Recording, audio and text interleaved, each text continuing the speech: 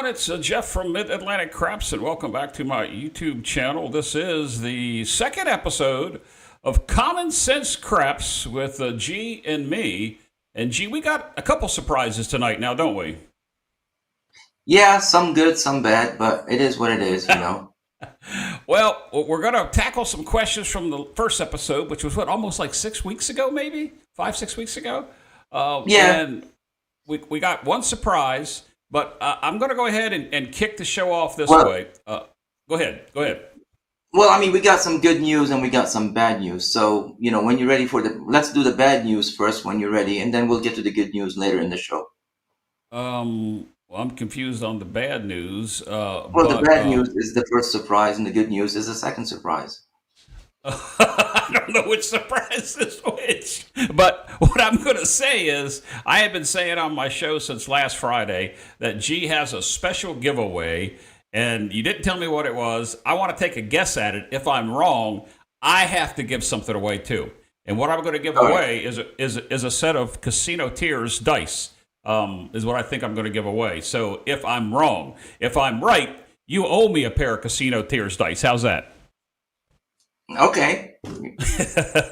That way I can give them away. Now look, so I think that you're going to give away something that has to do with what I do on my show all the time, and what I'm going to be giving away Monday night on the 6th Invitational Crapsy Tournament, and that is an annual subscription to Crapsy. Am I right or wrong? Wrong. Oh man. You owe the folks a pair of casino dice. Casino Tiers dice. Well, I guess we're going to give away 2 giveaways tonight because I don't know what it is. Are you going to tell us what that is later in the show? And should we get on to the second surprise? Yeah, let's give him the bad news. So go ahead. Give him the bad news. You call this bad news? Look, Mutt, Jeff, and Butthead back together for the first time in months. Ed, how you doing? How's everybody doing? Man, I'm finer than, good ground snuff right now. Oh, well, I'm not sure what that is, but I know you have some brown water out. I've got blue water. Gee, are you drinking hot chocolate or are you drinking coffee? Hot chocolate in my humbug mug. Oh, my goodness. Take a look at this. Thank you, Craig. Appreciate the super chat. I really do. That's one of 5 goals that I'm looking for in my show today to help pay offset some of the mailing costs that I do for my swag, and evidently a pair of Casino Tiers dice. Ed, I need some dice. Do you have any dice handy? 10 tons got plenty. We just got some more in, actually. I got a box right over here that's got 7 more pairs of them in it. I got a box over here. Oh my goodness! So I just ordered some today, and 10 ton pinged me, and he's like, "You need more?" I don't have any with that number. I said no. The ones that I ordered with the 0007 are all in the case, and like an idiot, I didn't order any for me to play on the table. I need the dice to play on the table. Yep. So he's like, "All right, I'll put them in the mail for you Monday." I ordered one of everything that they had originally, that 8-pack, whatever it was, and I've given 1 pair away, and I've yet to play with a pair of dice on my table. But in any event, Ed, welcome to the show. Mutt, glad to be on. Butthead, thanks for the invite. And Jeff are back. So we've got 2 great craps players to be able to answer your questions, to talk about common sense questions. Now, what I said in the opening was we're going to go back and answer a question by Arnell. Arnell's driving at the moment. He texted me a little while ago, said he was driving. He has actually 2 questions. We're going to answer one from last time, and hopefully we'll get to a second question tonight. If not, if this show continues to be a success, we'll bring it up in episode 3 if we have to. Now, please don't put any questions in the chat just yet that you want to ask after the show, because the format is in about 2 minutes, G, Ed, and I will talk for 30 minutes about common sense craps, things that you should do when it comes to the table. And sorry about that. I had to knock that one down. I'll get you in a second, but I didn't see that you gave me one too. And then the second part of the show is we answer your questions that you may have, and then we're going to have a third part because evidently we're doing 2 giveaways tonight. I guess that's what we're doing there. Let me see what he says here. Dice Grinder says, Gargoyle, I need your address. DM me. So Yep. he'll take care of that. He's shaking his head. Yes, glad you're listening. So first thing we got to do, I got to do this in 2 minutes. Let's go back and see who was here first. Bud was the first one here on the show. And he said, hey, Jeff, missed you in Biloxi last weekend. I would love to make one of Heavy's classes. I know, Ed, you taught with him for a number of years. He's a good friend of yours. I've yet to make a class with him, but I've played with you and G, many times, or played with you many times and G one time. So Mel was in next. Mel, I think I forgot you on the intro when I said I usually say hello to people. Here's your friend G, Mr. Yo Winford. Yes, sir. I did pop in there just so people would understand. Ed says bourbon and cyber popcorn better than watching politics cry. Yeah, but Ed's on the screen with us. Chris Demon Dog, who's a YouTuber, came in the door. We got Brian P. He was in the door early. My good friend Bill K. that I haven't seen in 2 years, but I played with him in Las Vegas on one of Big AZ's channels, came in. Georgia Girl is with us today. And our good friend Cadillac Jack. I think both of you know Jack. And look at this one. Now, I'm not going to talk about bathrooms when I put this next one up here, Ed, but I'm going to say there's Sweet Lou. So I'm going to let go. He says almost showtime. Do you have something to say about that, Ed? Want me to keep going? I'm going to wait for the national broadcast next week. Okay. That's going to be a good episode. Next week's podcast. Remember that, guys. There's John from Pro Craps is in the door, and I think the last one I pinned was SJ, was it? Yep. That was the last one I pinned, and we've had other people come in the door before after showtime. We've got Tommy T. Sizzle with us. Let's see, who else did I miss here? I got Arnell already. Craig, Old Bay Craps, thanks for the super chat. We appreciate that. Get some of that taken care of. I don't want to make sure I don't miss anything. Jay-Z's with us. He's on his way to the casino with Sleepy. He just got done with his show, so good luck to you tonight. Up there in the New England states. I'm not sure which casino you're going to, Jay-Z, but we wish you good luck tonight. And if I missed anybody, I certainly apologize because I want to go back and I want to get these super chats that we had in here. We had Craig, and then we had Bud give us one. Let me get that off the screen. Here we go. We had Bud. Bud gave us a super chat as well. Thank you. And then we've got Georgia Girl. So I set up on the goal of the super chats for just 3 $2 or higher super chats. It'll help me offset my shipping costs and bring you more swag. All right, that's over with. It's time to get on to the show. We've got 30 minutes to talk about the things that we need to talk about today. G, you remembered what Arnell said, one of the questions we didn't get to in the previous show. Now, what was that?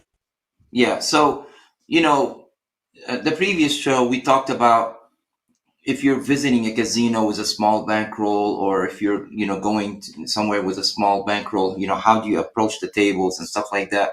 And, I went back and watched the show because I read through the comments. I wanted to make sure all the answers, all the questions we had answers to. And, Arnell always asks good questions, and I always try to, answer them because it's good for the community to know the answer too. So he asked a question. He said, if you're visiting, if you're approaching a new table, how do you approach it, and how do you know if you're going to play on it or not?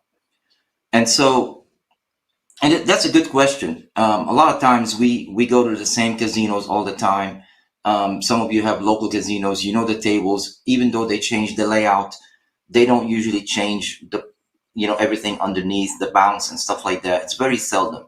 So you know the crew, you're familiar with them. But if you're visiting a casino, if you're out traveling and you go and walk in, there are two things, for me, and Ed may have similar or other things to add to this, but for me, there are two things that I look at first. If the table is empty or if it has people. If it has people on it, I kind of approach it a little bit, and first thing I do is I listen. I listen to the sound of the dice. Today, on your show, Jeff, you and Joel had a thud. When the dice landed, it made a thud sound. Usually, that's because there's something underneath the layout to kind of protect the layout from holes and stuff like that. But sometimes it's a spongy material that will either make the dice or the table seem like a trampoline, so the dice will hit it and go all over the place. But there's other material that will absorb the impact, and what it'll do, instead of the dice flying off in the air like a trampoline, it will roll, especially if it goes on the edge. And if you notice, Joel, a lot of his rolls, he would hit and then they would roll. So I would listen to see if it's a thud or a crack. Your table, Jeff, has a cracking noise. It's not very bouncy. It's a little bit, kind of like between semi bounce and neutral. And those are the tables that we need to go after, because the dice is not going to go all over the place unless they land on their point, not the edge, but the actual point. Then they'll go over the place. So I try and listen. And if people are just throwing the dice all over the place, you can't really tell. But if somebody's rhythm rolling or setting the dice, I watch and I see if the dice is landing good or not. And I make that determination. Now, I also look at their chip rails. Do they have a lot of money, or do they have just red chips and maybe some green? I don't know what they're buying, but usually if it's just a little bit of red chips and green chips, that table may not have long rolls. If there's a don't better in there, I usually just keep going. But I also look if the don't better's chip rail is big, he's got a lot of chips in it, and everybody has small chips. That don't better is making a lot of money. It means there's a lot of sevens on it. If the table's empty, I'll walk up and I'll just buy in for $100 or $200, and all I do is just put depending on $10, $15, $5, whatever it is, just put a pass line, and I'll just set the hard ways and do a part toss, and I'll toss it a few times, and I'll determine from the part toss if it's a bouncy table, if it's a medium-sized table, and then I'll readjust. If it's a bouncy table, I may switch to an underhand.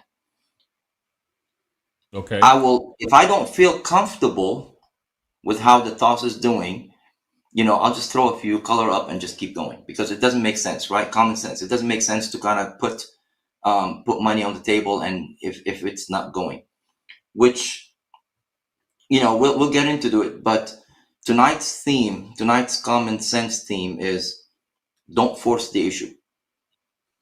Common sense says don't force the issue. The worst thing somebody can do is buy-in on a table and sit there and use his entire buy-in, or God forbid, and I've seen it, their bankroll, trying to figure out how to play on a certain table. It's not worth it. It's not worth it.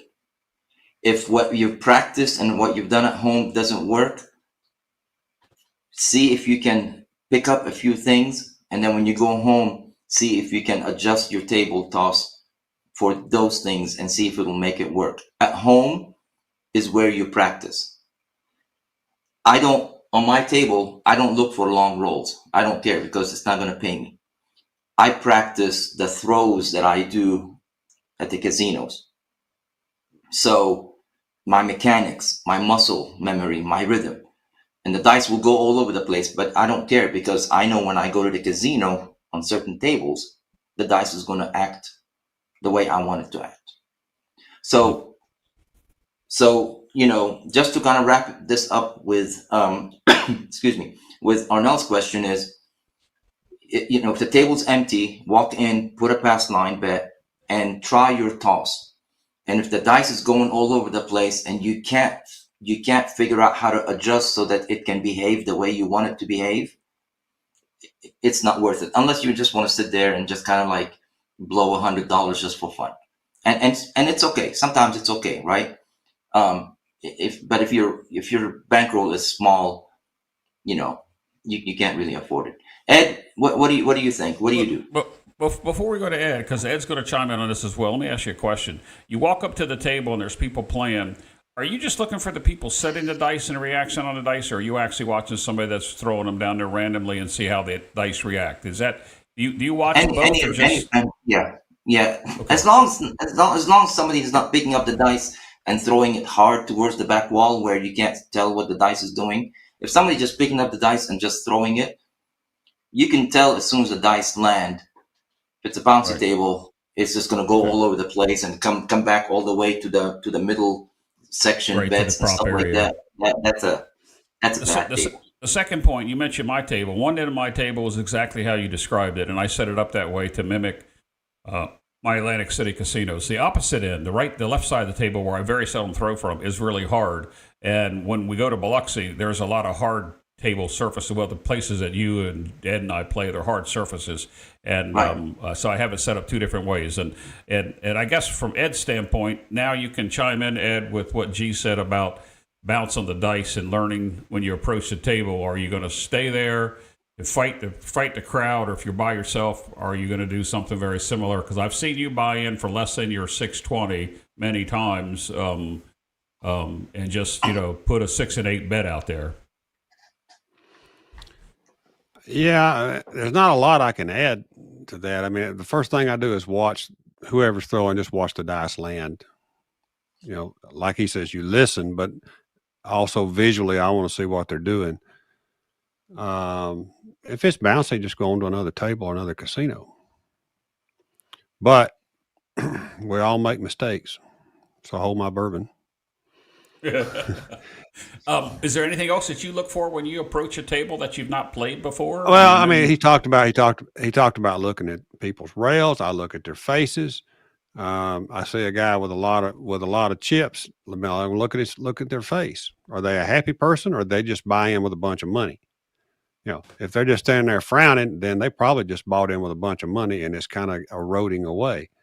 So I don't count that as a winning rack. I look at, you look at the guy that's got $800 or $400. Is he smiling? Or are they just kind of just like standing there like a zombie? I mean, I think the vibe of the people around the table will tell you a lot. Now, to be honest, I think it's changed a lot since COVID. I mean, before COVID, everybody used to be hollering and screaming and all that. And now it's a lot more quiet around a lot of tables than it used to be. So I don't know that you can go by that anymore, but you can look at racks. I watch what the dice are doing, where the dice are at, and where's my open spot. And do I want to shoot from that open spot, and how far is it until the dice come to me? If it's 8 people away, I'm really not interested, even if it sounds like a great table. Right. I'm looking for a table where I can get the dice, get them in, get them out, get done, go on to the next place. So, I mean, G wrapped it up really well as far as I was concerned. Well, before we move on to the second point that G wants to make tonight, I want to remind everybody that I lost the bet. So we've got 2 giveaways today. G's got a special giveaway that he's going to do. He's not announced it yet. And I guessed the wrong thing, so I have to give away a set of Casino Tiers dice that I have here, and I'll be doing that sometime during the show, towards the end of the show, more than most likely. But I had to bring Ed on the show so I could get some more dice filled. I'm just kidding. I've got seven sleeves left out of a box of 8.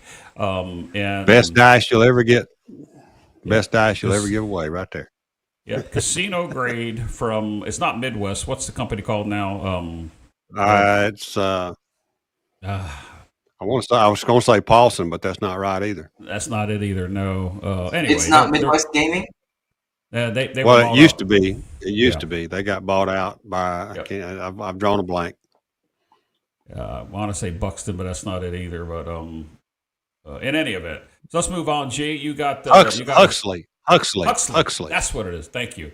Yep. G, yep. You've got the floor. You got another point to make? Another point about common sense. Remember this first part of the show? Yeah. 30 minutes long, and then we'll take some questions. Yeah. So Arnell, hopefully that kind of helps you a little bit as far as deciding what to do and watching others at the table. If the table, if there are people at the table, can help you make good decisions whether you want to play there or not. The other thing that you asked is how do you recover if you're down? How do you recover? I believe that was your question. Um, there's no straightforward answer to that because it depends on different situations. Depends on your bankroll, what you've started, your buy-in, and what you could afford to lose in order to recover.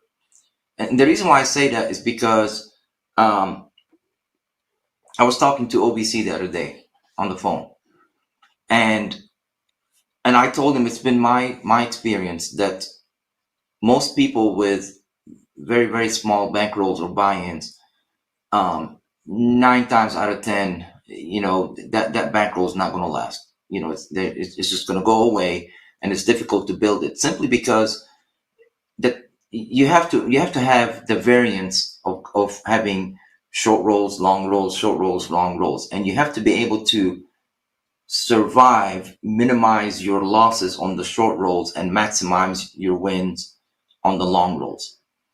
And that's where you recover.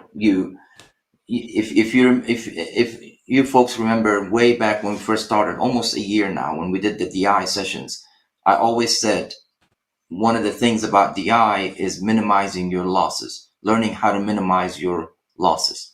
Um, it's it's a holy trinity, the trifecta. It's discipline, DI, and betting. If you can get those three, then you're gonna do good. Most people get the two, have DI and have betting, but they don't have discipline, which is the most important one to have. Discipline is a huge part about recovering losses. The reason why I say that is because if you walk up to the table, buy in, get a few short rolls, it takes a lot of discipline to say, you know what, I'm walking away. I'm going to come back and survive another day, and not sit there forcing the issue. I go back to don't force the issue. I I knew someone that literally within 2 sessions, we were there for 3 days in Vegas, and we met up, and first day in 2 sessions, they spent their entire bankroll on the table because they kept forcing the issue. And while I stepped away, they're like, no, I got it, I figured it out. Oh, no, I figured it out. And I'm like, okay, come on, buy in, I figured it out. I'm like, no, I'll watch you first. And they think they figured it out. 640 across PSO. I mean, I can't tell you the emotions that goes through your body that you just want to take that person and either grab him and pull them away. But we're all adults. Everybody wears their big panties, so you can't make people do something they don't want to do. All you can do is try and talk to them. That person is a whole different person now, by the way. And we go play, and he's just like, gee, what do you want to do? You want to, okay, let's walk. They learned. But the big thing about recovering is let's say you went across, 160 across, and boom, PSO. And you did it on other players, and then you did it again, and now all of a sudden you're down to half your buy-in, regardless of what your buy-in is. You got two options: either say, you know what, I'm gonna color up and regroup, or you can say, exactly, Arnell. People that don't have discipline, they're gambling addicts because they don't know when to stop and when to pull back. I don't know another word to say that, but if you can't color up and pull your money back, you can just say, you know what, I'm gonna grind. $30, 6 and 8. I get one hit, 2 hits, I'm out. And I'm gonna next shooter, $30, 6 and 8. You crawl your way out. Or you wait for something for somebody to start developing a role, and you say, I'm going to take a chance. I'm going to go across for 2 hits, then down, or 2 hits and then regress. In my experience, anytime I had to come back up from a hole, it was a grind. It was never a, whoa, that's a big roll, I'm back up. At the beginning of my DI journey. Now I'm at a point where I know that, I'm in a hole. I wait and I go and I recollect myself. I figure out what I'm doing, and I come back. And if I like what I'm doing, if I like my toss, I will take a chance on myself. At the end of the day, if you're not going to take a chance on yourself, if you're not going to bet on your own throw, you gotta look in the mirror and have a conversation with the man in the mirror. Because I would, if I'm practicing and spending a lot of time on the craps table when I go to the casino, I guarantee you I'm going to bet on me. Now, I know Ed, I know others, and anybody can PSO, right? But I also know that they're good shooters. But heck, I spent a lot of time on me and my toss. I have to have confidence in me. So I will bet big on me. And if I lose, I lose. So, low buy-ins will keep you in the game. But if you have a bankroll and you're doing low buy-ins, you're awesome. But if you don't have a bankroll and you want to do low buy-ins to build the bankroll, that's going to be a huge mountain to climb.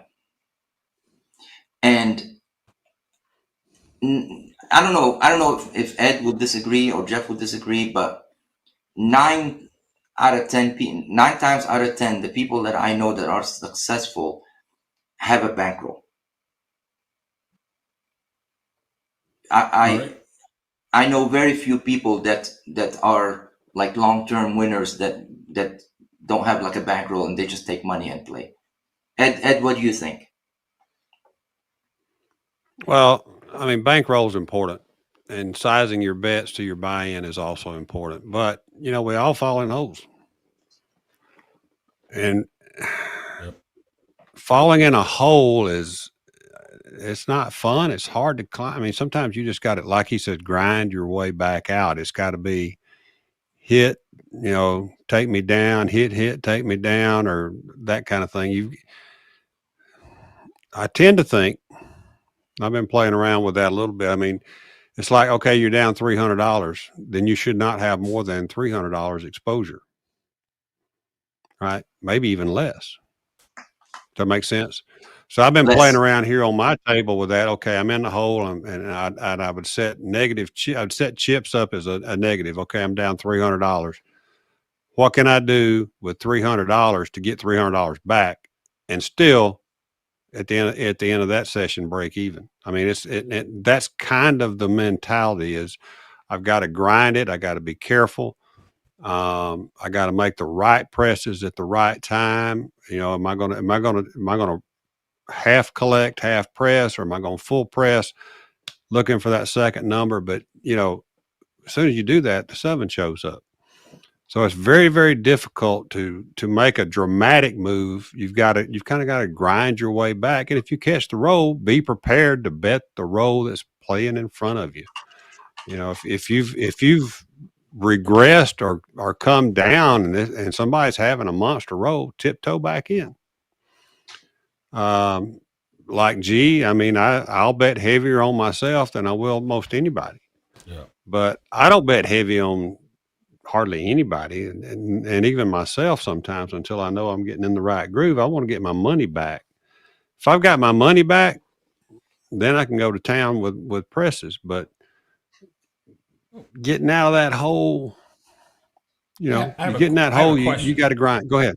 Go ahead. I must be doing it wrong, and I'll be admit I can admit my faults, and maybe I'm doing this wrong. But and I went from betting buying in for $500 or $600 a couple years ago after working with you and playing with you. My buy-in went to 1,000. Now it's 2,000, and I'm typically 154, 220 inside. Starting out player with the prop action. I've got more than that in it. But let's say I have two quick outs and I'm $400 in the hole, $500 out of a $2,000 bankroll. That's a quarter of my bankroll. I typically play a 6, 7, 8 strategy till I see a shooter like somebody like you or somebody that I know it's in the Atlantic City group that I have confidence in. And I'm overexposing myself is my question, because I'll go 440 for 2 hits and down. And then, and when I say down, I'm typically 96 across. So I've made some money back, and I'll do that a time or two. Is that the wrong recovery system? No. All right. So you started with 2,000. How much are you down is the question. About 500. Let's say I'm down 500. Right, so you're down 25% of your buy-in. Correct. And then you're technically resting. You're giving yourself another 25% of that buy-in. Yes. To get that back. All right. Yep. So and 2 hits gives you how much? Can you recover in 2 hits and down? Nope. No, I can't recover that, but I recover half of that and then down to 96. And then I'll do it again, even if I have to wait around the table a little longer. I'll grind it out on a 6, 7, 8 strategy until I know a shooter that I have confidence in, that I've qualified, if you will. And I'll do that same thing again. So you said, if I'm down 500 and I want to put 440 out there inside for 2 hits and then down the 96 across, I just was wondering, am I doing that's my recovery system? Am I wrong? Because I've been burnt. I'm telling everybody here, I've been burnt, not once, but twice in the same session. And what G said a little while ago, now I'm 2/3 of my bankroll and I've got my tail between my legs and I become scared. And I don't want to bet. I just want to grind the rest of the session out to get as much as I can back and hope for a big ATS win. So that's why my question is my approach wrong? I'm going to just say it's dangerous, not wrong. But, I mean, you're down 500. You're fixing to be down another 440 plus your prop bets if you're not, if the PSO comes. And it did. It has. And so then what do? You're at 50% of your bankroll left, and you got to make $1,000. And then you become, like you said, you become scared, and all of a sudden somebody's popping, 8 9s, and you're not even on the 9 because you're kind of gotten a little bit scared. Exactly. And that happens. So you got to have I think you've got to have a grinder's attitude, in my opinion, to kind of grind your way back up. I don't like doubling exposure just to get part of it back, because I'm already gun shy. But I don't go out there big anyway. So, for me to be down 400, I probably lost. I've had 3 PSOs in a row. We saw. Gee, what did we see back in February of last year? We had 4 or 5 of us PSO in a row. We had 9 tosses and at the private table, 4 shooters. Right? Yeah. At the private table. We had 9 total tosses and 5 shooters. Everybody was down. Everybody was down. A lot of guys came back quicker, and I came back slow and deliberate. I would do things like $300 6. Hit it, boom, bring me down to $30, give me a $30 8. I mean, yeah, it was tough sledding there for a little while to come back, and then ultimately I came back on my own roll when everybody went to lunch. It was a grind for some people to come back. I came back strong on the second time around, because I realized the dice set and the landing, and then I said, I'm going to take one more chance. I think you and I talked about that. I said, I'm going to take one more chance, and I went big. And if that didn't work, I was going to go 6 and 8, 6 and 8, 6 and 8 until I recover. And it just so happened I had a roll in the 20s and I recovered. But But G, your bankroll's scared money, people. people think that scared money is money that you have to pay bills with, but you take to the table, and you're afraid to play it because you want to win and stuff like that. No, scared money is any money that you're afraid to lose. Some people take $500 for a 3-day trip to Vegas. Okay, and I'm gonna tell you right now, if that happens to me, I don't know what I'll do, because I can't play that. I've never been able to go for 3 days anywhere with only $500. Some people do that, but they'll walk up to the table and they're scared to bet, because if they lose that $500 on day one, they're going to be day 2 and day 3 without money unless they go back to the ATM. And and that's difficult. It's difficult to approach a craps game with that feeling and mentality. John just left, but I would say that to him if he was here. It doesn't matter. I haven't been able to catch the coffee run because of work, but I would go back and watch. And one of them he had was mental gymnastics or something like that. And he psyched himself out before he even threw the dice. And he was throwing bad. And he kept on saying sometimes you're having mental gymnastics. I'm gonna say no. If you're having mental gymnastics at the craps table, you need to go play bingo. Okay? The craps table is where you know exactly what you need to do. You have a plan. You come in with your plan, and if it's not working, you walk away. All right. You said something, and I think Ed was getting ready to make a point, but I'm going to use me as an example because you two know that I have not traveled much this year to play craps, and I was on a high of winning sessions in a row.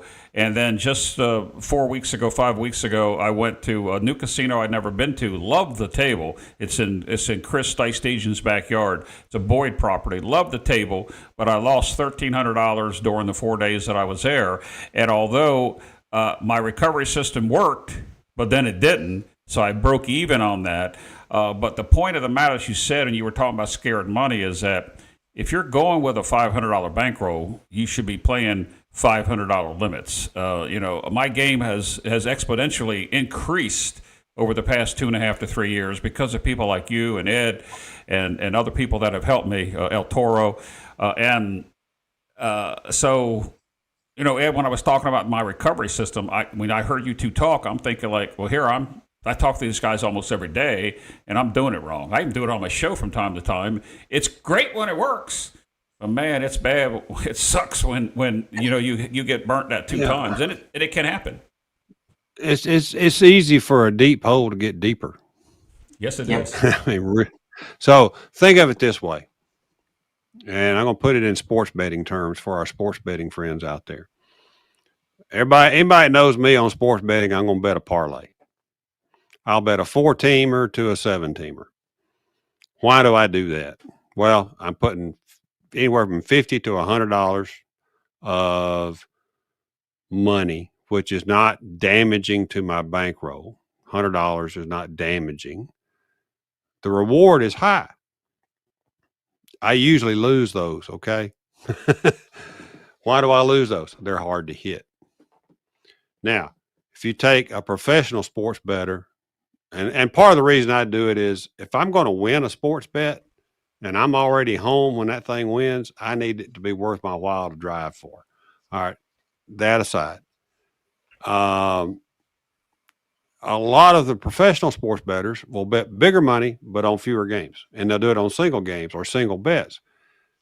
Bigger money in one place, right? So I had my friend from Tunica, lives in northern Mississippi up there. He used to come out there all the time, and he would bet a $300 6 and a $250 10. Those were his 2 numbers he wanted to bet. And as soon as one of them hit, boom, they came way down to like table minimum. But all he was looking for was one hit on a big number on 2 different. You got a $500 win here, you got a $350 win there. Either one that hits, down, boom, they were down to like 30 and 25. And so in many ways, I think you're better if you take that 640 across and you bring that in, you might be better off with $300 6 and 8 and then down to nothing almost. So Same not at number, the same exposure. I'm Yeah, not but I'm at just the using that as an 640 example. level. Yeah. No, I understand. Yeah. I mean, I know how G plays, and his bankroll was 5 times what I bring whenever time I travel. Well, So pick a number. What do you go across? 440. well, on the recovery, 440 on the inside, and I typically have something on the 4 and 10 just because I like to play the gambit and flip it. See, So so you're $500 in the gambling. hand. So you're gambling. Yeah. Yes. Yeah. Yeah. I mean, we're all gambling, but I mean, you're gambling. But 2 hits on the 440, then it's 96 across, regardless of whether the 4 and 10 I was able to flip it. Because I'm never pulling that 4 and 10 down until I collect the black. That's just me. And you see me every day on my show. Sometimes I'm wasting $200 during the rolls that I do playing the 4 and 10 game. That's a whole nother show. That's a whole different. That's not even common sense. So let's stick to the common sense stuff. All right. Yeah, and Ed, there's gambling and there's smart gambling, right? Yeah. And what we're trying to show here is smart gambling. Both of you know, and a lot of the viewers know. Every now and then, Mr. Yo11, Jay, and a few others come over, and we do some stuff on a Saturday here at the table. Last time we did same bankroll, three bankrolls, same amount, but we had an aggressive betting, conservative betting, and real moderate betting. And at the end of the rolls, and we're just rolling. At the end of the rolls, we tried to see which one was up and which one was down, and which one had to dig. And on every roll, I would show, okay, here's the options. You can do this. You can do this. You can do this. There's always a way. If you go high, there's always a way to regress down. If you start low, you can't regress, right? But if your bankroll is low, if you buy in for 300 or 500, your only bet should be either a $30 6 and 8 or a $30 6 or 8. And it doesn't matter what everybody's doing at the table because everybody has other money. I go back to that poor guy at Murphy, when we were a couple of weeks ago, where he bought in for thousands and he was almost down to nothing. And Camper and I, brought him back to like a rack and a half. He had almost $13,000. I walked up to him and said, "Hey, we're going to go eat. Why don't you join us?" I don't know the guy. Don't even know his name, but I knew he was going to stay there and lose all his money. And I felt bad for him. And on the way out, Yo11 called me and he's like, "Hey, we just saw that guy. He lost every bit of it." Wow. Crazy. He lost every bit of it. Crazy. Okay? That's just a gambler. That's somebody who wants to be at the table and thinks that he's going to win. We're, myself and Ed, we're here to try and help others think. I looked it up and I wanted to do that last time. But I forgot. But I looked up common sense in the Britannica dictionary. That's the last time I'm going to have my cat dictate because I can't read what I wrote. I can't read my handwriting. The ability to think and behave in a reasonable way and to make good decisions. That's Britannica Encyclopedia. That's what common sense. I think we did that on the first episode of Raveling the Mysteries of Dice Influence. We covered the 4 topics, but we also talked about common sense. Yeah, I think the 3 of us did. I think so too. But you got to be able to make good decisions. Coming out of a hole is a grind if you don't have the bankroll. But if you have the bankroll, sometimes it's an easier grind. I'm going to make a confession. About 2 months ago, I decided to play hooky from work on a Wednesday and went up to Murphy by myself. I got up there first thing in the morning, and typically, if I'm by myself, I take 10K with me. If my wife is there, I take more because she's going to lose it and I have to make up for it. So I always have to pad. Don't tell her that because she'll be on her broom, riding in the sky, surrender Dorothy. So anyway, I got up and, the first thing I do is I don't go to the table because I'm pumped. I have, energy and stuff like that. I used to know a guy that we would go, and as soon as we walk into the casino, he would just start running towards the craps table. He's going to go and buy in regardless. I mean, a waitress comes in, left hook. Somebody comes in to try and give him like a free show ticket, right hook. And he just runs and dumps his money and buys in, and he stands like that. And I walk up and I'm like, nope, I'm not playing here. So I learned a long time ago to take a pause.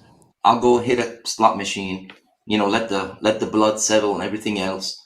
So I went to the high limit room, lost $1,000. All right.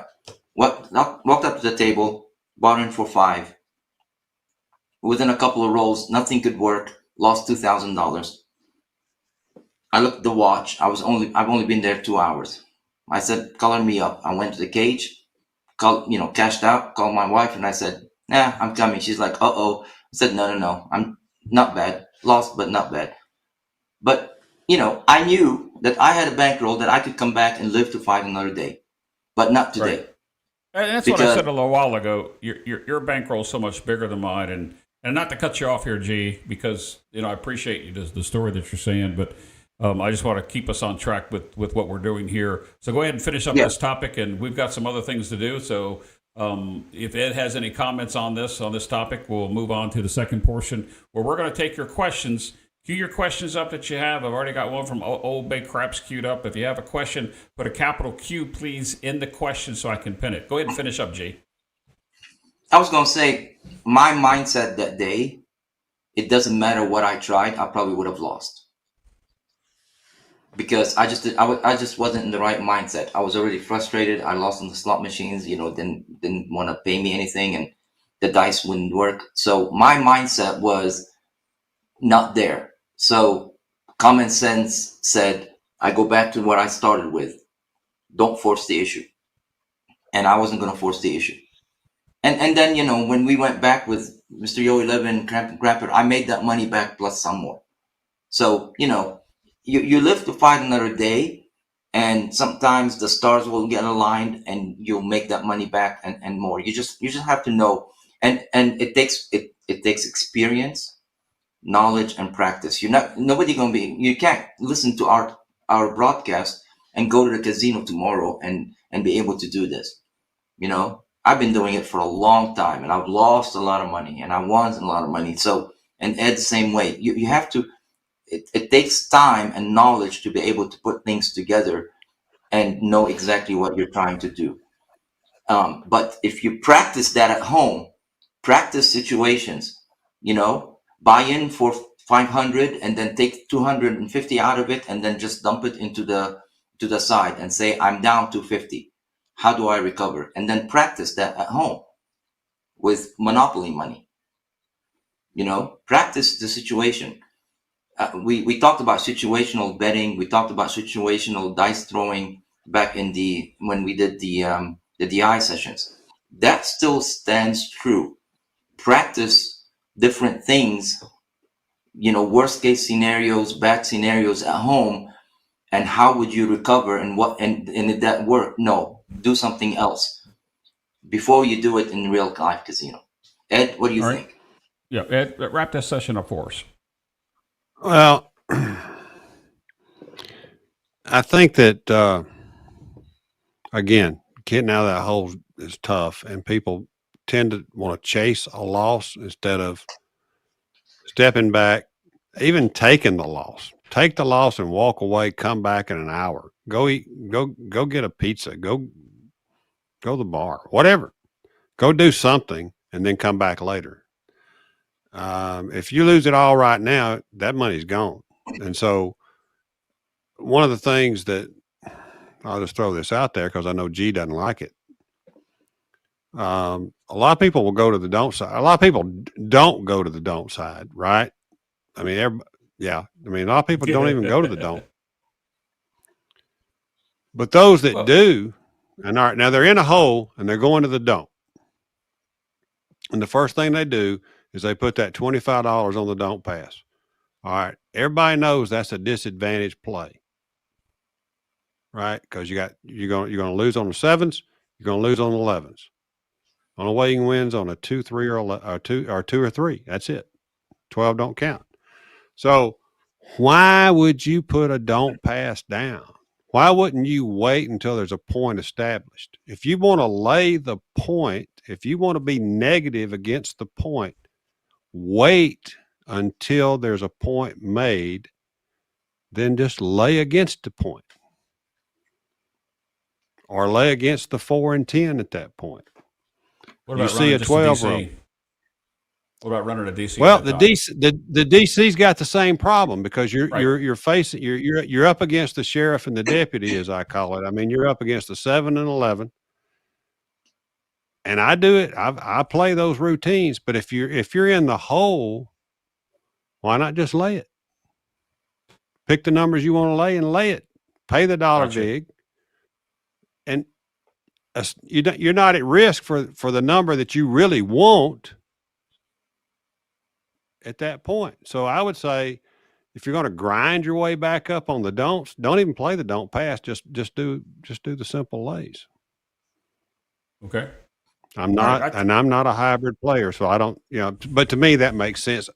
At least, quote unquote, mathematically, you're playing in the favor of the game. If you just wait until there's a point established, then do your lays. Don't do the don't passes. Don't do the don't comes. Wait and then do it. Okay. Well, we're going to wrap this first session up. We went a little longer than normal, but we also had a special guest come to us tonight. So for those who just joining us, you didn't see the beginning of the show. It was just G and me, but we brought back Mutt, Jeff, and Butthead for the first time in quite some time, and that's Ed, G, and me.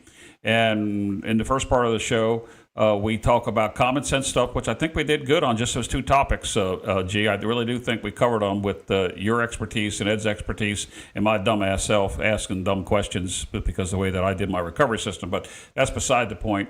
We got some stuff to give away, and now is the time that if you want to ask Ed a question or G a question or a general craps question, please put it in a capital Q. We'll try to get as much as we can. The first one's coming up from Craig. It's about a 6, 7, 8 place. That's probably going to be more Ed than G, but we'll get to it. But G, do you want to tell them? Well, obviously, I'm giving away a pair of Casino Tears dice here in just a few minutes. Do you want to tell them what you're going to give away, or do you want to wait till we give it away right before we give it away?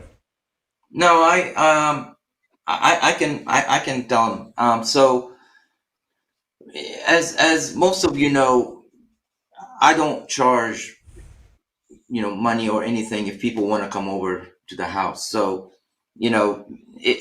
it would be silly to say, I'm going to give away, somebody to come over, because it's like, okay, yay, it's for free. I mean, if you're in Georgia and you want to come over anytime, you're welcome. If you're traveling and you want to come over, you're welcome. Several people have come over. But I'm going to give away a half a day session with the dice coach as Casa de la Bo, because I figured a lot of people travel to Vegas, and they'll probably have fun meeting him and getting a half a day with him. So I called dice coach and I got his permission, and he's like, sure, just make sure let people know how to get on the website and pretty much reserve it and all that stuff. So my giveaway tonight is the cost of one person, and I will go ahead, and since we met our goal, Jeff, it's 5 to 5. Thank you, Mr. Yo11 and Clay, for the donations. Since we met the goal, I'm going to add, if you and your significant other, if your wife or somebody is interested, usually Bo charges a little bit extra, I will cover that. So if you're by yourself, or if you and your wife want to go for a half a day class, it is worth it. I will tell you, it's worth it. It will make a better player out of you. I can't thank Dice Coach enough for all the stuff that he taught me.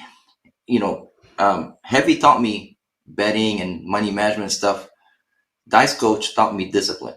I learned my discipline from Bo, and if you've met him and if you play with him, that guy is disciplined, and he instilled it in me. I mean, he cracked my bones, and to teach me discipline.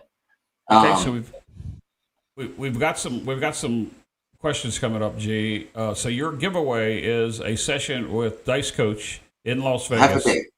Yes, half a day in Las Vegas. Yeah. And then if somebody wants to take their better half with them, you're gonna put up some I'll money cover to it. help that. You'll cover. Oh, I'll cover it.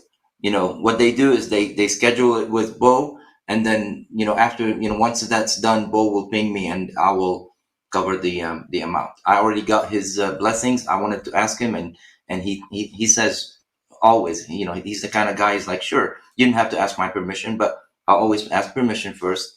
So that would be my giveaway, and I'll tell you, if you're in the Georgia area, and Georgia girl D8, if you anytime you want to come over, you're more than welcome. Just ping me in an email and say, hey, I would like to come over. Mr. Yo 11 knows better than that. He just shows up. The house is his, and he's welcome anytime.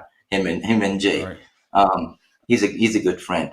But if you're in the Atlanta area, the Georgia area, I have a special visitor coming next month. I already talked to him. He's gonna come over. But yeah, if you're planning on going to Vegas next year, and you win, that's cool. All right. So what happened earlier in the show is that G told me earlier in the week that he had a special giveaway, and I really thought I knew what it was, but I was wrong. So that means I have to give something away, and that's the first thing we're going to give away is the Casino Tiers dice. So right now, in the chat, if you want to win the sleeve of Casino Tiers dice, enter the words Casino Tiers, spelled Tears, as in a teardrop, Casino Tiers in the chat right now, and we're going to give that away. In the meantime, I'm going to let Ed, just briefly, Ed, you just had one heck of a session with your good friend 10 Ton and Bo. You heard him giving that away. You thoroughly enjoyed yourself when you were out there. A birdie tells me that there might be something planning for 2025. Is that true? Yes, it is true. Bo has already, I don't even know what all the dates are yet, but I know the next date is March 7th, 8th, 9th, Friday, Saturday, Sunday, Friday nights. Yep. March of 2025. We should have 3. Bo said we were going to have 3 in 2025 and 3 in 2026. We'll see how he's doing after that, because he'll be 81 at that point. Wow. But or almost 82. He's almost 80 now, so he'll probably be close to 82 by the time we're done in 2026. But yeah, hey, I just spent 4 days with Bo out there in Vegas. We had a great time. We had a great class going on. We had a great cocktail party, and then we had a limit of 8 people per day that we were working with. And check out this week's podcast. You'll hear him talk about it. So. Me, I threw in my 2 cents. Nope, that's fine. Let me cue up the first question.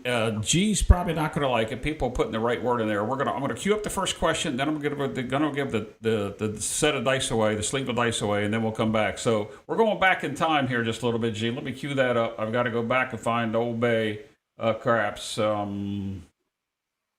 Here's his question. So his question is, let me do this first. Before we do this, I want to say thank you to Mr. Yo, because earlier John from Pro Craps, Casino Gaming TV, said that he forgot to give away a sleeve of dice that he bought for Casino Tiers dice. And he said the first person who puts a super chat in there for Jeff over $25 gets them. And the first person that did that was Mr. Yo, gave me $50, so he won the dice. So thank you, John, for that. As you know, that $50 goes towards the 2025 craps for the cure in September. So with that said, now we'll go on to the first question. The question comes from Craig, and here it is. I got to read it from here. Quick question. If you're doing a 6, 7, 8, are you doing a DP equal to or greater than your place bet on the 6 and 9? He says he's asking for a friend, but he's really not, because I know Craig. So, Ed, what do you do with your... I know I've seen you play it. You play it differently from time to time, but this is a question for you. This should be a quick answer. Well, number one, it depends on the table minimum, right? If it's a $25 table, $25 DP, $30 6, $30 8. You're looking for one hit on either one. If you get one hit on either one, you can come down and you can't lose. If you're going to be a degenerate like me, you're going to leave them up there. But you're going to collect. You don't press. You collect. You collect that first one. The other things you can do, if it's a $15 table, bet $15, or let's see, you could do a $15 DP and $18 6 and 8. You can't really lose. If you're doing that, you're just kind of grinding and buying time at the table, though. So it depends on what level you want to play at. But yeah, you want to have something equivalent to the payout so that when that payout comes, you can't lose on the next 7. Gotcha. I think you've answered the question. So let's go ahead and give away this pair of dice. This is Casino Tears dice. As you see, Ed, he's wearing his Casino Tears shirt. Still waiting for one of those. Actually, Ed, I'm still waiting for my hat that I was supposed to collect in June. But behind you got the Casino Tears, whatever you call that thing, whatever it is.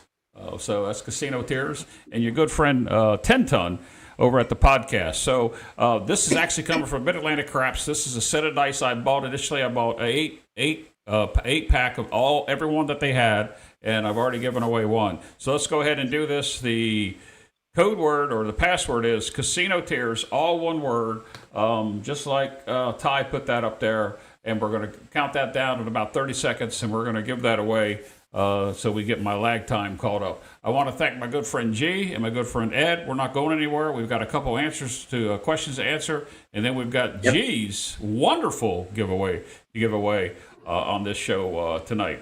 So, and I just want to say, if you want to reach out to me and you're going to be around and you would like to come over and see what day would work and stuff like that, you can always reach me at Original Gargoyle. That's one word, Original Gargoyle @gmail.com. And you spell Gargoyle Gargoil, not the way that gargoyle is actually. Yes, and dice grinders, I know you're trying to get in touch with me. Just send me an email, and I'll send you my phone number, and anybody that's trying to come over, I'll respond with my phone number, and we can have a chat. But it's Original Gargoyle @gmail.com. Well, let's go ahead and give away this Casino Tears. I've got to switch screens, guys, and I'll turn your audio back on after I bring this screen up here. You guys know how I do this. Same thing I do during my daytime Midday Mac shows. Today was an awesome session on Midday Mac. I had Joel from 208 Craps. He's not with us today. We had 4 rolls, 70-some rolls. He rolled a 27, 18, and 17, and I had the low hand of 17 because I rolled the first one. It was a hell of a session on Midday Mac. All right, here we go, guys. In 3, 2, and 1... Georgia girl. Hey. Okay, Georgia girl. I hear G in the background laughing at that. It's not rigged. Georgia girl, you on the paradise, and what you need to do is why didn't that switch? You need to go to my website. Go right here to where it says promotions and contest. This little button that you see right here. Claim your prize. And you fill this out and just make sure you do it in the next 48 hours. They probably won't be mailed till after Thanksgiving because I got so much going on. But I really appreciate you guys taking an opportunity to come over and work with us. So let's go back and let's hit another question that we had here come up. Arnell, I'm going to go back to Arnell because we've been concentrating on his question real quick here. Oops, I'm sorry guys, I put that in the wrong box. Give me 1 second. I will put that in there. Arnell has a follow-up question, and then we'll get off Arnell's questions and we'll get on to somebody else. We try this again. Arnell's question is going back to why not just grind from the beginning instead of waiting. Let's see. Why not start off grinding instead of waiting to be in the hole? And I think that my opinion is that's where's your bankroll? 500, 1,000, 2,000, or in some cases people buying from much more than that. Correct me if I'm wrong, G. Yeah, I mean, if you have a small bankroll or a small buy-in, you're grinding regardless of how you play. But if you have a large bankroll, there's no sense of grinding. I mean, what are you going to do? Buy in for 5,000 and put $1,200 on the 6 and 8? I mean, at some point, it's not a grind. It's about trusting yourself and playing. Some people, that live closer to a casino and they have a local casino and they go there on a daily basis and they consider their winning part of their income, they go there to grind. They just want to go and win $50 or $100 and leave. So they're willing to either, martingale the field or bet do a do we don't or something. They play a grind game every day because their objective is to win $50, $100. That's just extra money for them and leave. That's okay for them because that's their objective and they're meeting their objective and they're very disciplined. But if you're going to the casino and visit, if you don't have a local casino and you're flying out to Vegas for 3 days, you flying out to Vegas for 3 days and doing a grind, I can tell you, for me, number one, it's no fun. You're taking the fun out of it, because a grind game, and Ed will agree with me, grind game is no fun at all. You're just sitting there, just sweating the money, hoping that it will hit so that you can take your money off and then take a breather until the next person. I've done the grind thing. It's no fun at all. Doing it as soon as you walk up there. You read that? It's hard to put yourself in a good position to take advantage of a long roll while you're playing grinding strategies, in his opinion. It's a good point. Yes. I mean, we saw it today on the long rolls, right? Yep. That you had, and I'm gonna pick on her because she's like my sister. But Jen was having a hard time. She ended up in the green, but she was feeling the pain. It doesn't matter which way she went, dark side, right side. She was getting hit, and she got to a grind, and at some point the long roll helped her, and she put something in the chat, and I repeated with like a face palm. She's like, I had to survive a long roll, and I'm like, listen to what you just typed. You had to survive a long roll.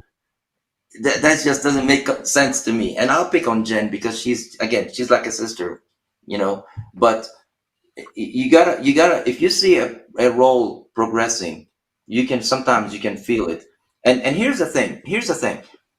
If you're up at any given time, if you're up, it doesn't matter whether you're up $1,000 or $10. If you're up, this is the time where you can start taking chances. Because if you lose, you're still up. It may be $10, but you're still up. But that's the time to take the chances. And if you take the chance and you make more money, now your bankroll and your buy-in is increased. Now you're good. And if you lose it, hey, you're still up for that roll. And this is how I play. I look and I say, I'm up. I'm gonna put money down. I'm gonna press. I'm gonna increase my bets because I'm up. Not to cut you off there, but I want to give Ed an opportunity. I like what Jacob over at Wager Me This says. He says you should be aggressive when you first get to the table, and in my case, when I'm shooting, and then you should be aggressive when your bankroll was up to a certain extent because you're not going to play crazy on people that you don't qualify. But you're right. Ed, do you have any thoughts on that comment from, if you're going to, why not start from a grind from the beginning? Well, on face value, it sounds like a good idea, right? To me, it sounds like a good idea. But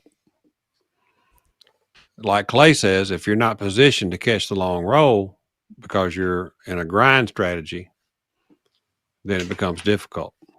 So, most people that are grinding or doing some kind of hedge, they're betting both sides against the middle. And that's not going to win much. It's going to be a super grind. I mean, that is a super grind when you're hedging, in my opinion. I hate hedging. I'm either in or I'm out, or I'm going to go, away from the table, go somewhere else. But, it sounds good to start out with a grind, but I hate grinding. Nobody enjoys it. And if I'm grinding on the dark. I think what these kind of shows do, it takes the experience of UNG. I'm not an experienced player. Arnell's a much better player than I am. I played with him. I've seen him roll. He's the quickest person to get the dice set out that I've ever seen and be consistent. But he makes a good point here as well. And this is what makes this whole type of show where we can talk about it and share our thoughts. Because he actually says, I have fun when I grind. We know how to take advantage of a long roll. We all should. If you don't know how to take advantage of a long roll, that's one of the things you should learn. But then he says that sometimes he says his bets are actually bigger than some people who buy in higher. So I think it's all upon what you think. Let's see what Brian from a Wide Crap Shooter says. I like when Ed says he tiptoes into the table. That's pretty good. Yep. Let's move on to one more question, then we'll get to G's giveaway. This one's going to be good for both of you. It comes from our good friend Cadillac Jack, the one that we've played with a couple times. He says, if you play the ATS, do you lay if only one number is needed for an ATS? I usually just go for it. If it's not, obviously you're not going to lay the outside, the horn numbers, but if it gets down to a 4 or 10 or even a 6 or 8, and there's only one number, that's when I lay. I don't lay when you're missing one number on each side. That's a box number. What do you guys say? I don't lay. G never lays. He doesn't lay. I already knew G's answer. So who's shooting? Well, it's All right. So I mean, that's shooting, all right. So yeah, all right. Like last trip in Vegas, one of our attendees to our event, Lord Tornaga, we were at the Bellagio, and he needed a 3 and he needed a 12, and he was already way deep. He was already 20 plus rolls into his hand. He finally hit the 3. We got paid on the small. I got a 10 sitting there staring at me, and I'm either going to win $1,500 or I'm going to win nothing. Plus, I'm going to win $1,800 counting the tall. So I let him try for it. Now I'm giving him hand signals behind the back of the stick, because he's at stick right 1, I'm at stick left 1, and I'm trying to help him assimilate his sets based on what we've been doing in our event. And after 2 rolls, I went ahead and just handed the dealer $500 plus the VIG and said to lay the 10 for $500. Now he was shooting. If I was shooting, I wouldn't have laid it. I'm stubborn that way. So, I'm either going to hit it or I'm not. And that happened to me on the same trip, Tuesday night, first night in. I'm shooting from straight out. I needed that same number, a 10, to finish out the all. I threw probably a dozen times for that 10 and never hit it. But I didn't lay it, but some other people did. But they had bigger money than I had. I mean, a lot depends on what you've got on that ATS. If you've got 25, 50, 25, you might as well lock in something, because, I mean, you're looking at 9,000 versus nothing, or you're looking at picking up some money, right? So, I mean, you might as well lock in something, because even if you're laying that 10 for 3,000, you still got a $6,000 win. Lock it in. No, and the bigger you are, you might as well lay it. 555. I don't even think about it. Yeah, I understand that. I'm typically 10-5-10 now, but I do lay one number. Doesn't matter whether it is, as long as it's a place box number.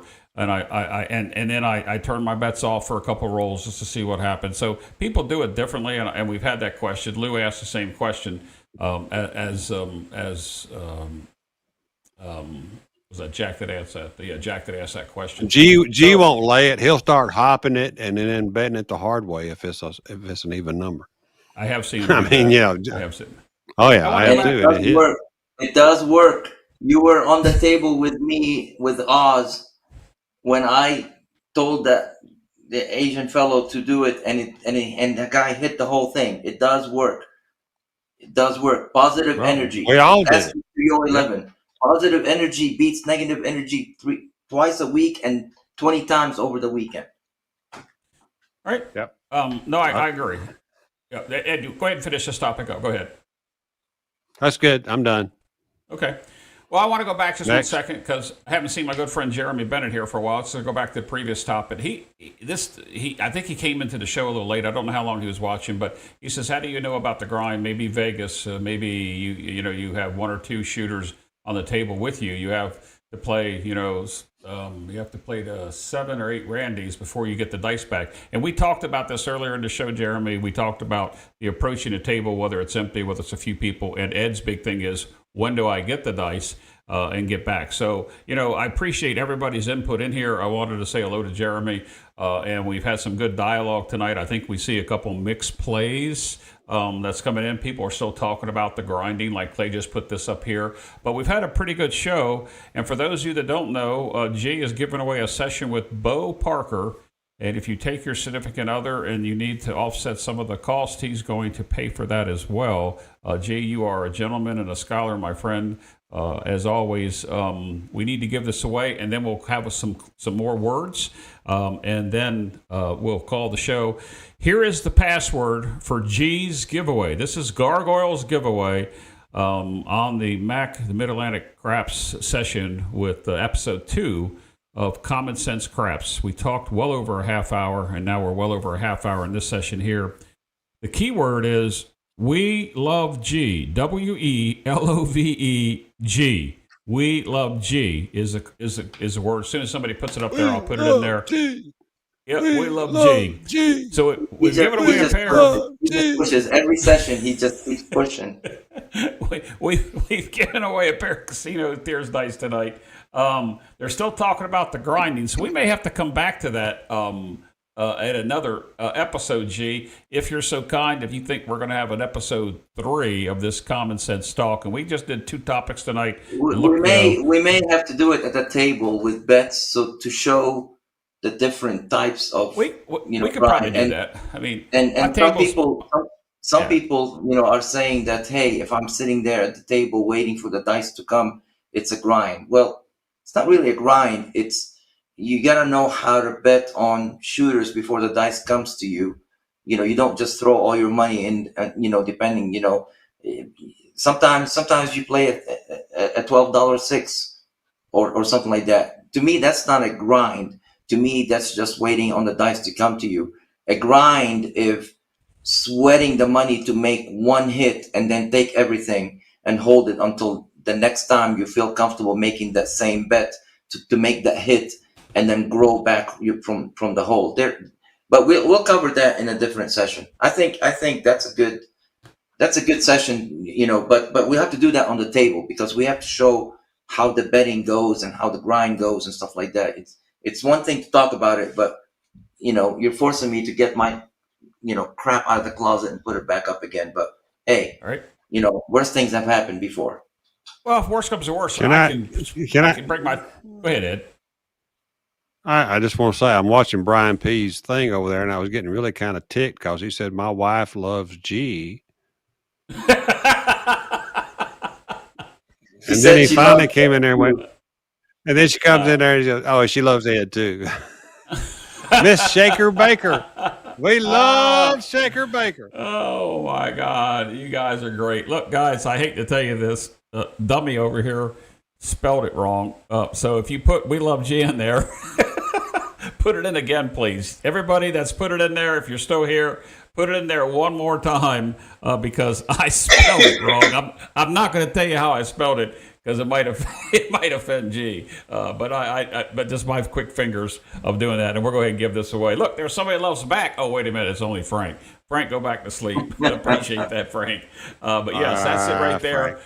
We love G. I'm going to call for a last question before we end the night. I'm going to give away this. So if anybody has a question for Ed or G, and not me, ask now. Otherwise, we're going to go ahead and give this away. 60 people watching. We're up to 28 people engaged on the giveaway. It is a Bo Parker half-day seminar, and if you want to take your significant other, then G's going to help with that expense as well. So thank you very much, G. Before I wrap up the show here, I want to thank my good friend Gargoyle. G, it's a pleasure. We talk a couple times a week. Ed and I talk probably every other day.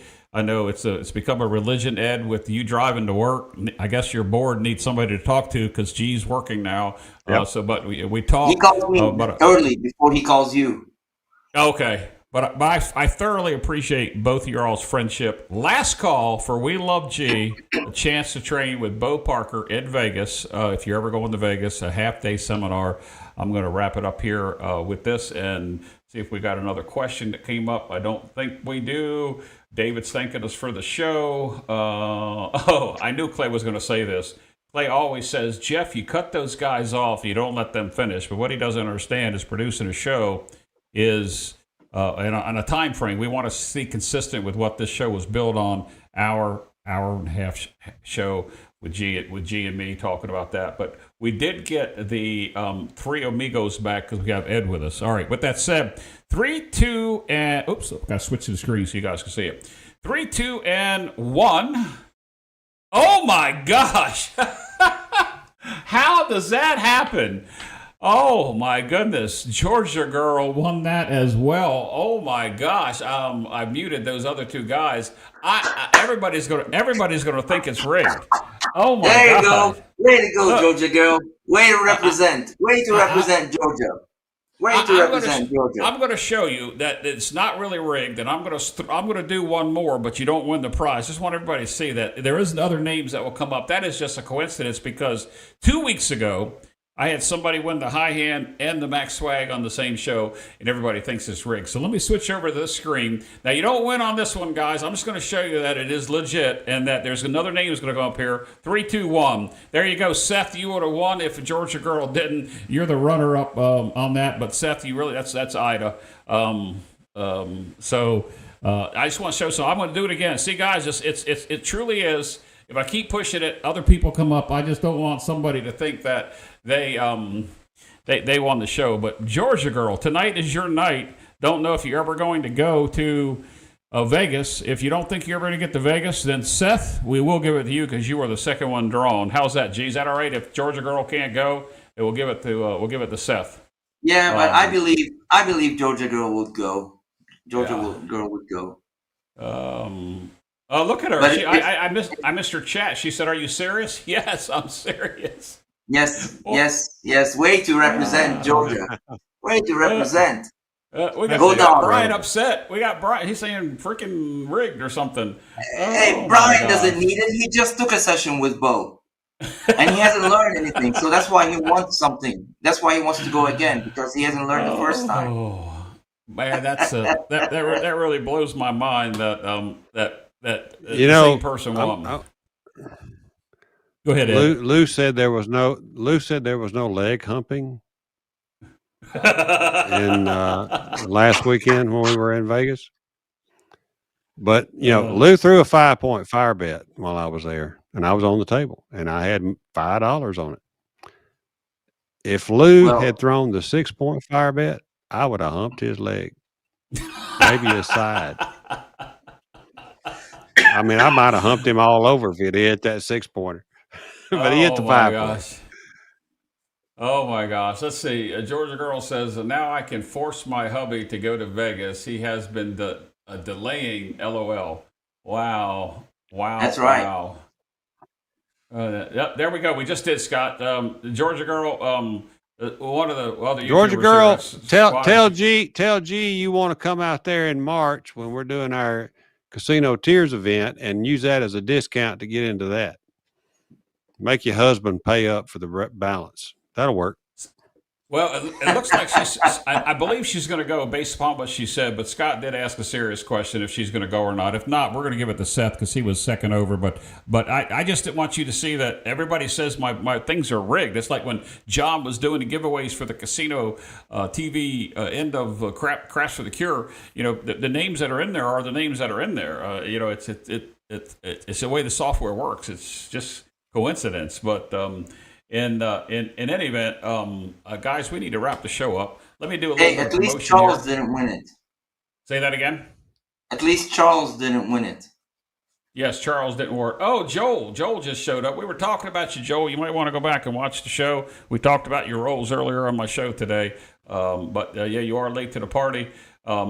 Actually, G, real quick. He sent me a screenshot. Him and a buddy rolled. He had a 40 roller after he got off the show with me today, and they both had some 20s and high teens. There were a couple PSOs in the rolls, but Joel, good rolling today. I will have you back on my show again sometime soon. Yep, she says she's using this ammo, so she's going to use this gift as a ammunition to get her husband out to Vegas. So, guys, if you'll bear with me just 1 second while I do just a little bit of promotion. Coming up tonight, coming up on Monday night, guys, this right here is the 6th annual Six Mac Crapsy Invitational. Only 40 people can play.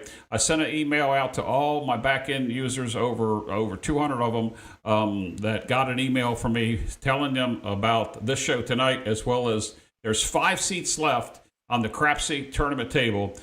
Craig from Old Bay Craps will be running the second table where anybody can play on Crapsy. And if you don't have Crapsy, if you don't have it, you can, if you don't have Crapsy, I'm going to be giving away an annual subscription to Crapsy on Monday night to anybody that's watching. I'm going to be giving away another sleeve of, this time, Craps Nation dice to anybody that's watching. And we're going to do some Max Swag, and we have a guaranteed high hand winner one way or the other. And I don't want to tell you what the amount will be, but Monday night, the 18th, 8:30, right here at Mid-Atlantic Craps. Come join us for that show. And G, the only thing I want to know, let me get back over to my screen here, is are we going to have an episode 3?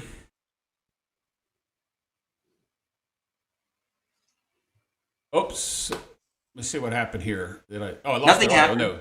Oh, No, I just shook your head. haven't said anything. That's the same thing you said last time. You said, meh. If you want to see an episode 3 of this show, guys, give me a couple thumbs up, and we'll show G that you want him to come back. And it's always good to have the 3 amigos back.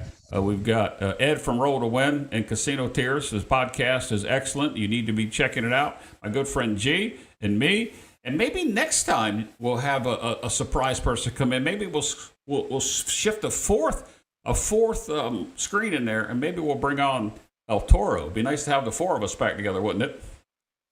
Yeah. Would be awesome. Yeah. I have not talked to him in over a month, and I miss him. Same here. I do need to text him and see how he's doing. Yeah. Work has been getting in the way of all kinds of, good stuff. So unfortunately for me. Well, with that said, guys, I think we're going to call the show. Let's go to Ed for final words for you, Ed, and any promotion you want to give, podcast or otherwise, even your Patreon. Well, put it out there. I mean, I don't do a lot on YouTube anymore. Right. I've just kind of gotten bored with it. I mean, I do some reactions. That's about it. Anything I do with tossing or whatnot's on the Patreon side. But, we are having an event for the Casino Tears Dice event. Will be in March with Bo Parker and myself doing the coaching. And that is March 7th, 8th, 9th. It's the first full weekend of March. I think that's the correct dates. 7th, 8th, 9th. That's the next one. That's right before March Madness. So, if you want to come in and play some on the conference championships kind of things, you can do that. You want to make it bets in advance for the Sweet 16 and all that kind of stuff. March Madness, you can do that. But we're going to be there the week before. I think it is. Hope it is. I certainly hope it is. And we'd love to have you out. Casino Tears drops every Tuesday on all your favorite, whatever podcast, Spotify, Apple, whichever it is. It's also on YouTube. Drops every Tuesday. So we'd love to have you there. And the Patreon is available for those that really like the podcast because we do extra content. And I heard you may have a special guest appearance in March.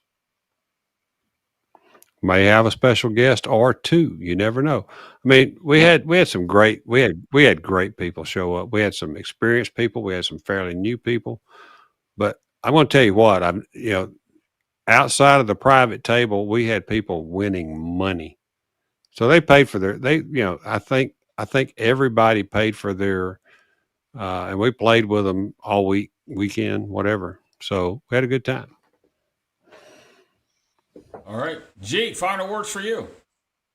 You see all these, I'm gonna you do see a all these shameless stumps coming up. promotion. You see Yeah, all I'm gonna these do a stumps coming shameless up. promotion. Sir? Go ahead. No, well, I didn't hear what you said. I said, go ahead. I was just showing you all the thumbs. I mean, I put like 20 thumbs. All People the want the thumbs up. show. Yeah. Yeah. Yeah, no, I'm gonna do a shameless promotion. I'm gonna promote my friend's channel, Mr. Yo11. He has some fun stuff. He has some fun construction stuff, family stuff. It's a small channel, and he throws some dice. Mr. Yo11, go give him a like and subscribe. He's got a lot of shorts, and hey, who knows? One day you may see me throw on that table.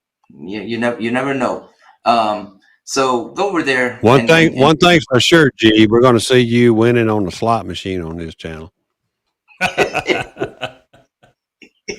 All right. That's a good plug, G. Do you have anything else to say about the final words? Just thanks everyone for watching. Thank you for all the love out there. And, I just hope that you take some of what we're saying and learn. And I hope it makes you a better craps player in the long run. All right, guys. I appreciate you two coming on. I consider you guys, I said it earlier, best of friends I've made over the past. Ed and me, well over 2 years now. G, well over a year with you. I enjoy our friendship. I want to thank everybody that came on tonight and met the goal of trying to get me covered on my shipping costs to get the swag sent out and some of the costs. I'm going to put Winfield up here first. That's Mr. Yo. Go check him out. Like and subscribe his channel. He donated $50 when John from Pro Craps said he had a pair of dice. We gave away 2 pairs of dice, but had a pair of dice from Casino Tears to give away. Said anybody, first person, $25 or more. Mr. Yo put 50 in there and won those set of dice. And then we've got Clay, who gave us a super chat. We've got Georgia Girl, who gave us a super chat and was certainly lucky tonight. Won both of the giveaways. And then we've had Bud. Bud, thank you for the super chat. And we started the show off. I don't know if he's still here or not, but there is Old Bay Craps. Craig, I'll see him Monday night on the 6 Invitational. He says, this is before he knew Ed was on the show. He said, to the voice and to G-Force. So with that said, guys, I'm going to put a couple more up here. Thank yous. You can see that they like the show. Mutt, Jeff, and Butthead back together again. It's been a while. Arnell, thank you for the kind words, my friend. I appreciate it. And guys, with that, I think I'm going to call the show. And we'll see you on the next one. As always, be safe, play smart. God bless.